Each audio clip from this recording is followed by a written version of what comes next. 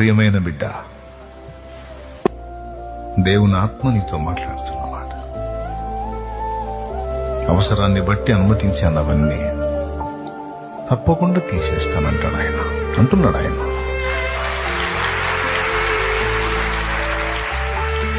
నా మీద నీకు నమ్మకం ఉంది కదా, నిన్ను పిలిచిన వాడిని నేను నమ్మదగిన వాడిని, నిన్ను పిలిచిన వాడిని నేను నమ్మదగిన వాడిని, నిన్ను విడిచిపెట్టను. ఈ ముళ్ళు ఉన్నాయి, నా కృప నీకు చాలు అంటాడు. ఈ సమస్య నేను నీ తోడై ఉన్నాలే అంటాడు. ఈ ఇబ్బంది నీ పక్కనే ఉన్నాలే నేను అంటాడు. ఏం పక్కన ఉన్నావో, ఏం తోడున్నావో, ఏం కృపనయ్యా అట్లా వల్లగా నేనేం మోపనే. ఒకవేళ వల్ల కాలేదనుకో, అవసరాన్ని బట్టి నేనే అడ్డుపడతా.